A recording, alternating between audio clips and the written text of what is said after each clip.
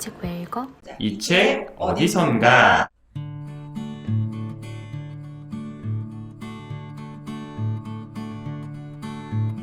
두 번째 꼭지 같은 경우에는요, 책과 관련된 다른 이제 작품들, 뭐 그게 영화가 될 수도 있고 드라마나 뭐 음악이나 아니면 다른 책이 될 수도 있는 그런 이제 작품들을 함께 소개하면서 우리 요번 주제라고 할 수 있는 이 책의 어떤 지평을 조금 넓히는 그런 이제 작업이라고 생각해 주시면 될 것 같습니다. 네. 그래서 어떤 게 떠올랐는지 한번 얘기 나눠보도록 하겠습니다.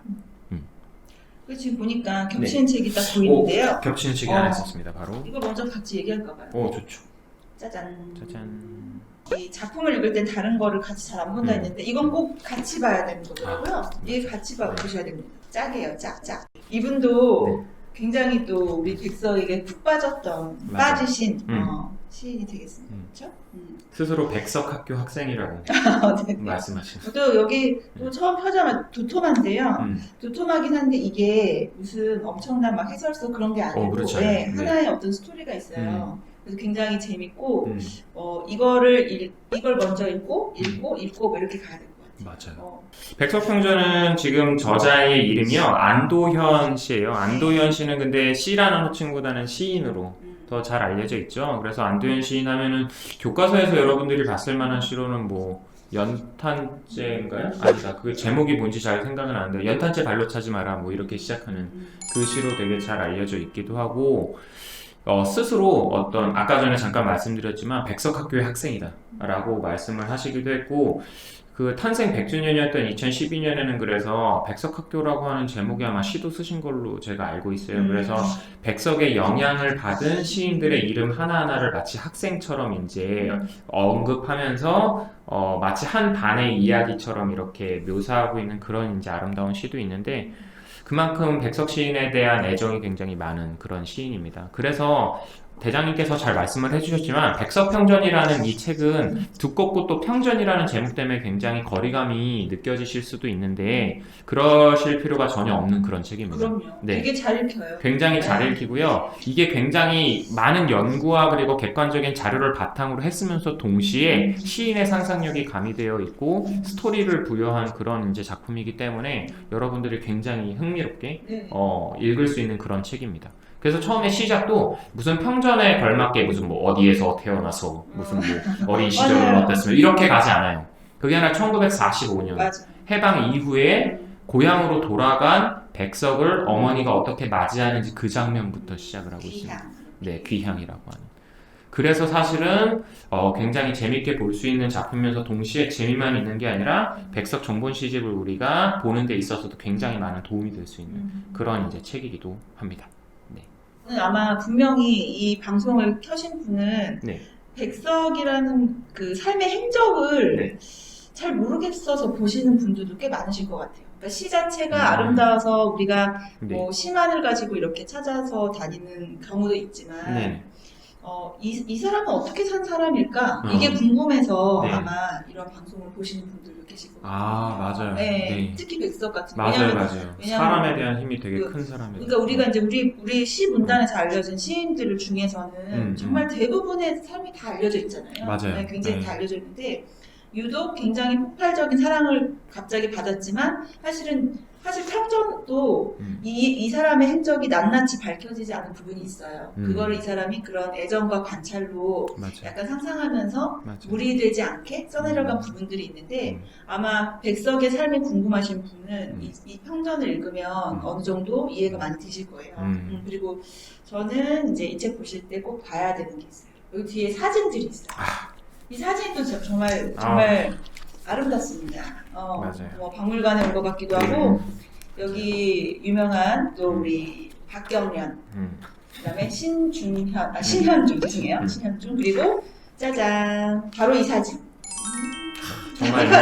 정말 유명한 사진. 네, 이 사진. 현빈 아니야? 하여튼 이 영어 선생님이 얼마나 기가 많았을까. 친구들한테 이 사진 보여주면 다 깜짝 놀래요.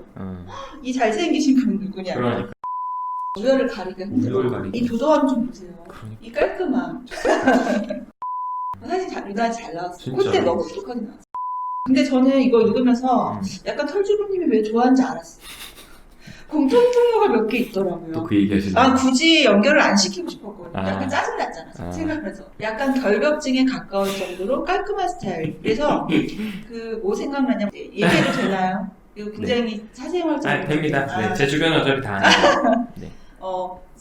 대중교통 탈 때도 이제 지하철 손잡이 같은 거를 잘 못 잡으셨다고 합니다. 굉장히 깔끔하세요. 근데 그런 부분에 있어서 굉장히 이 백석은 더 심하면 심했지 덜하면 손잡이 안 더 잡았고 심하신 것 같아요. 네. 남이 잡은 손잡이 안 잡았고 저도 손수건을 항상 들고 다니긴 하지만 그래도 손수건으로 이렇게 손잡이 이렇게 잡는다든지 이러지는 않아요. 왜냐면 저는 주변의 시선을 의식하거든요. 깔끔하고 무덤 보이고 그런 거야 풍문으로 들었지만 이제 이런 기록들을 보면서 근데 또 애정이 되게 가더라고요. 그렇죠. 네. 그런 어떤 사사로운 에피소드를 읽는 재미가 굉장히 있고 맞아요. 이분이 이제 굉장히 깔끔한 데다가 남들 봤을 때 이렇게 막 약간 막 머리로 이러면서 옷도 막 이렇게 막 붙잡고 네. 이렇게 막 되게 도도하게 다닌 그 모습 그다음에 언어를 막 굉장히 좋아하고 나중에 북한에서 거의 번역으로 맞아요. 시세계를 약간 도망갔을 때 번역 네. 작업으로 했는데 맞아요.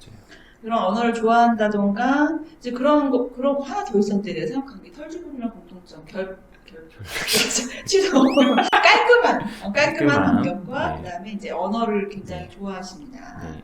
그거랑 하나가 더 있었는데 잘생긴 건 제가 언어 좋아하고 제가 일단 그렇죠. 언어 좋아하고 근데 백석 씨는 따라갈 수가 없는 게 몇 개국어예요. 그러니까 영어, 러시아어, 일본어, 그리고 평안북도. 그래서 여기 보면은 이제 사실은 제일 좋은 게 이 백석 씨 집에서 딱 이게 심한 정리가 돼 있지만 이 사람의 행적이 정말 굉장히 끝까지 잘 나와 있어요. 맞아요. 나와 있고 이제 이런 뜻밖의 수필 같은 걸 만날 수가 있거든요. 저는 이것도 되게 귀엽게 읽었는데 이제 동아일보 1938년에 발표한 동해라는 수필입니다. 근데 이제 이분은 뭐 수필을 쓰든 뭘 쓰든 이렇게 시적인 느낌이 항상 살아있는데 여기 보면 이제 뭐 동해요 뭐 이렇게 하고서는 계속 이렇게 문단 바꿔서 쭉 써내려가는 그냥 수필이에요. 동해에서 이렇게 돌아다니면서 쓴 건데 첫 시작이 나는 맥고 모자를 쓰고 삐루를 마시고 거리를 걷네. 이거를 삐루가 이제 맥주인데 이 말을 꼭 첫 팅에서 시작하면서 뒤에는 살짝 말을 바꾸는 거예요. 그 다음에 또 문단 바꾸면 맥고 모자를 쓰고 삐루를 마시고 뭐 미역의 내음새 같은 이렇게 하면서 그러니까 너무 귀엽다는 표현은 좀 그런데 너무 자유분방하지 않아? 어떻게 수필을 이렇게 쓰실 생각을 할까? 그렇게 맞추면 어색하잖아요, 수필을. 왜냐하면 수필은 이야기 흐르듯이, 이야기 흐름대로 가는 게 되게 자연스럽게 익히는 건데 계속 맥고 모자 쓰고 삐루 마시는 거를 이렇게 자꾸 문득문득 떠올리는 막 그런 의식의 흐름 같은 느낌도 들면서 수필의 어떤 성격도 해치지 않으면서. 맞아. 저는 그래서 타고난 대단해. 시인이자 타고난 연출가라는 생각이 그러니까. 사실은 드는 게 장면을 계속해서 이제 우리한테 보여줘요. 백석 시인의 시를 읽고 나면은 정말로 머릿속에 마치 뭐 영화나 뭐 어떤 이미지를 어쨌든 한번 굉장히 면밀하게 이렇게 들여다보고 직접 심지어는 거기에 이제 있었던 것만 같은 그런 착각을 막 불러일으키게 할 정도로 그거를 정말 잘했던 것 같아요. 그래서 참 그 말씀하신 거 보면서 뭐 의식의 흐름 기법도 얘기하시고 했지만 그래서 구보 한마디로 박태원이라든지 아니면은 이상이라든지 이런 당대 그러니까 젊고 비슷한 이제 연배의 천재적이었던 어떤 그 작가들과 정말 또 한 궤를 같이 하는 그런 인물이지 않나 하는 생각이 또 들기도 해요. 맞아요. 예.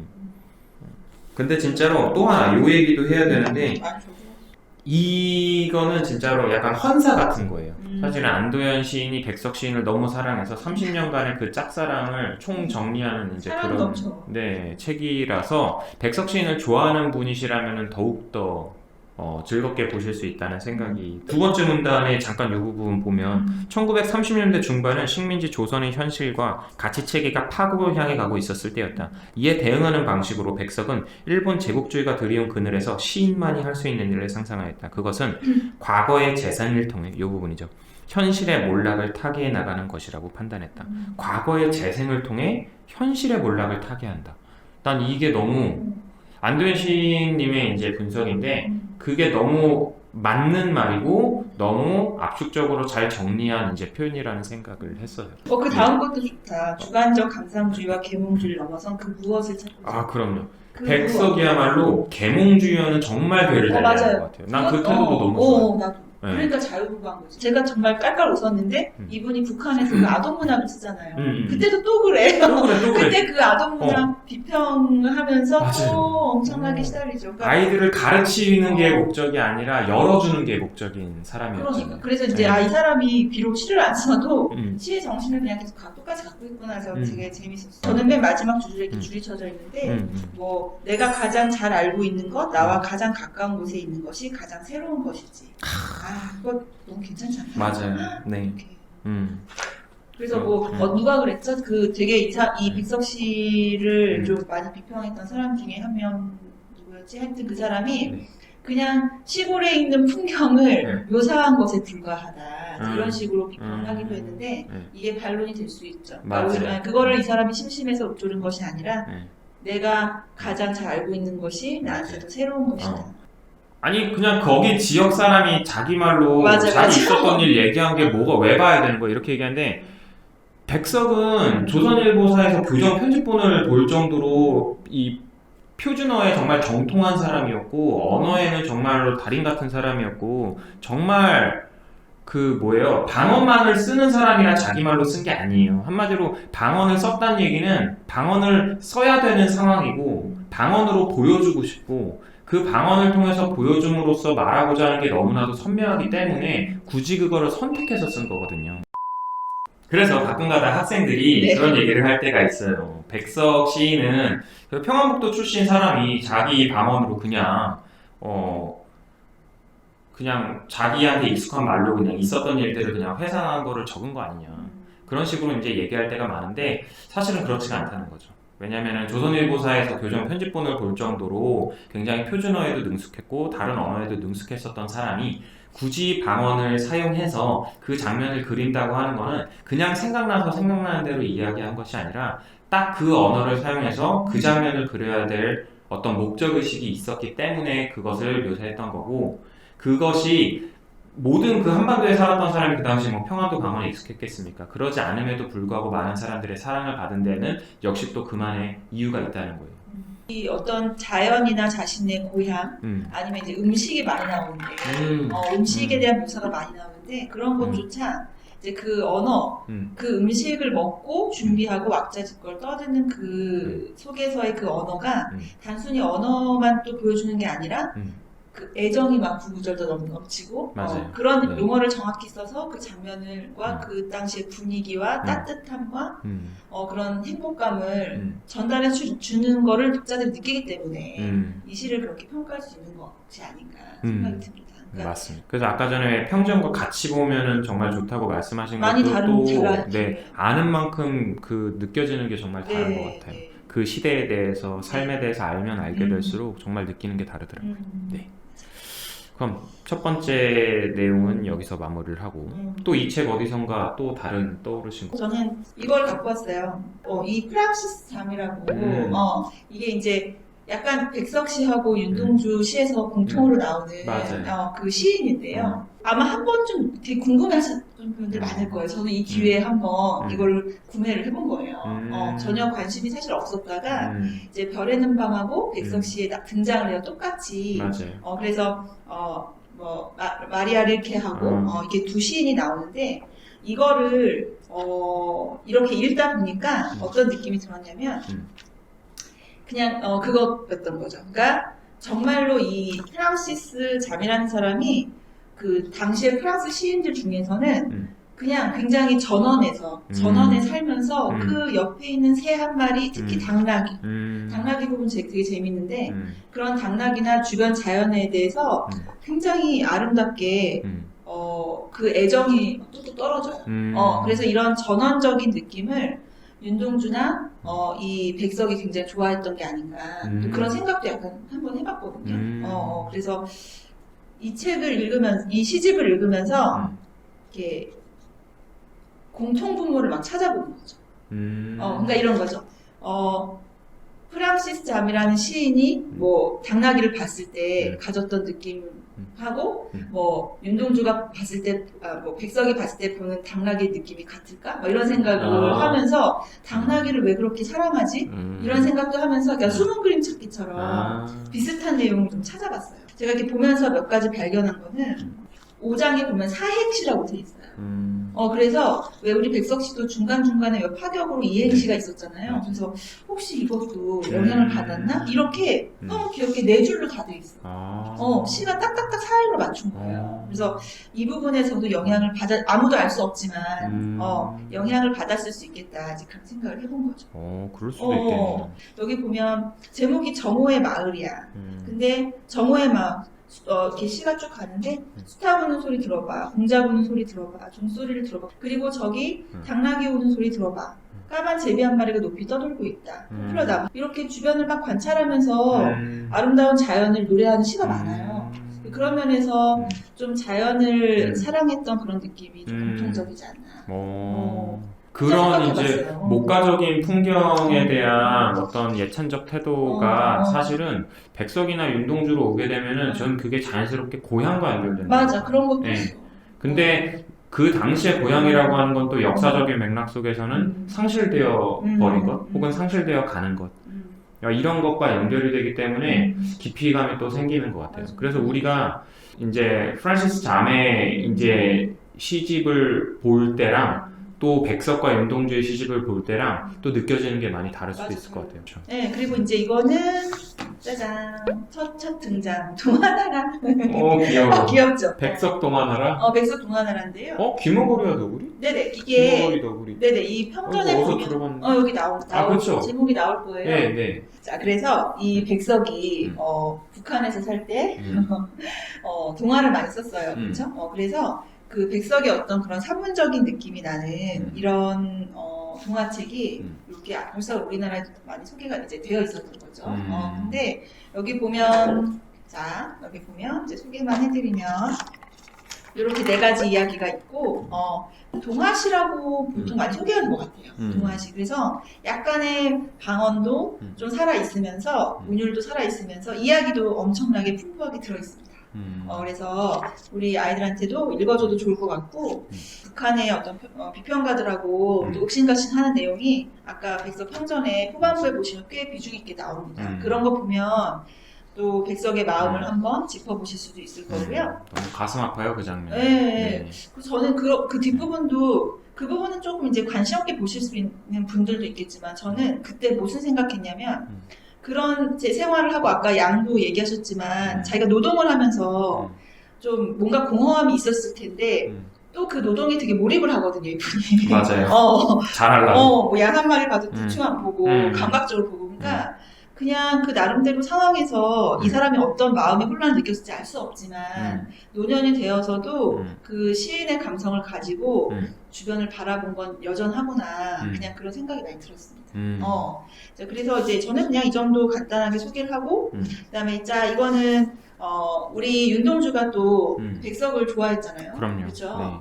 그래서 윤동주는 워낙 유명하고 우리 많은 분들이 좋아하시지만 윤동주 시도 한번 같이 보게 되더라고요. 맞아요. 근데 달라.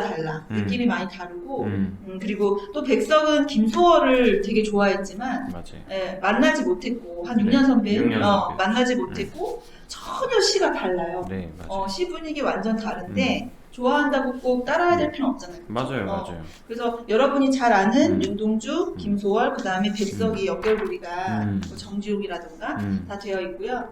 이거는 그래서 동주 다이어리래요.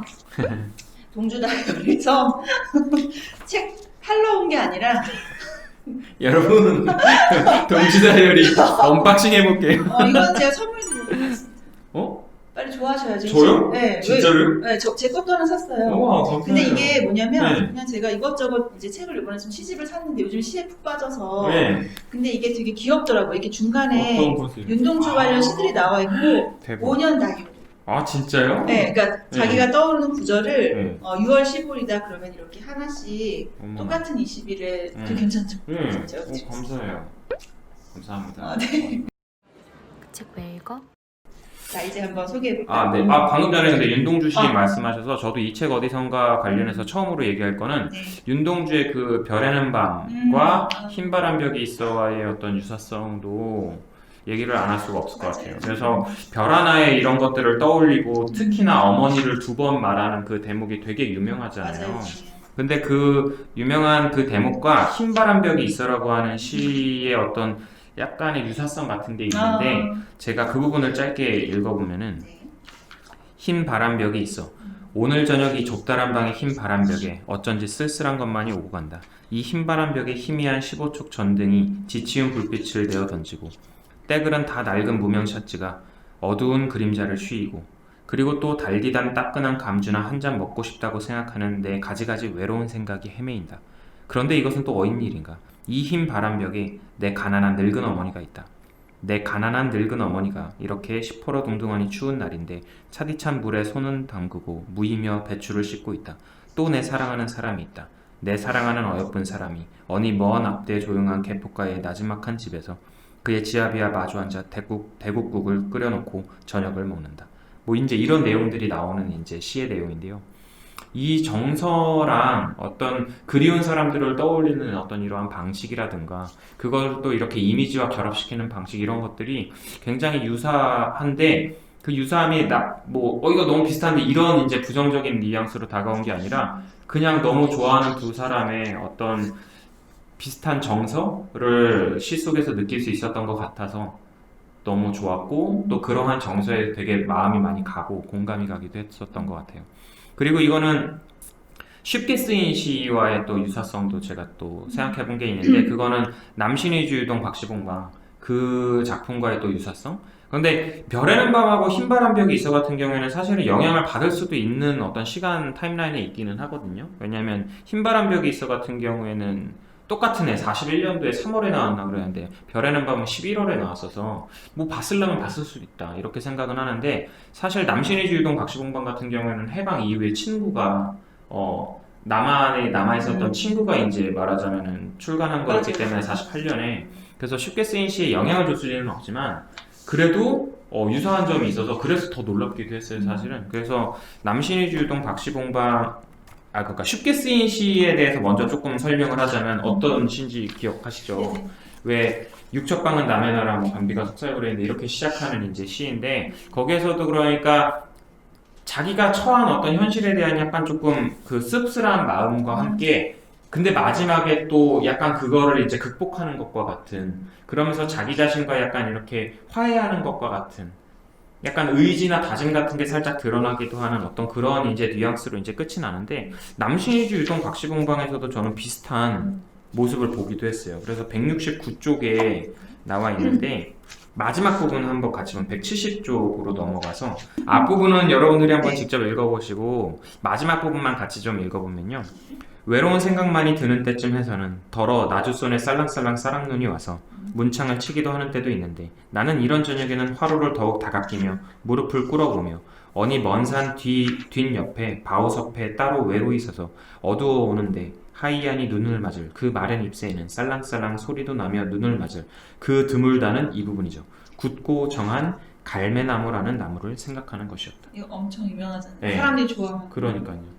그래서 이 씁쓸한 마음으로 쭉 가다가 갑자기 마지막 이 문장에서 뭔가 어떤 그래도 포기할 수 없는 어떤 그 결연함 같은 거를 이렇게 한 문장으로 툭 던지면서 이제 끝나는 그러한 구조가 전 쉽게 쓰인 시가 떠오르기도 했었어요.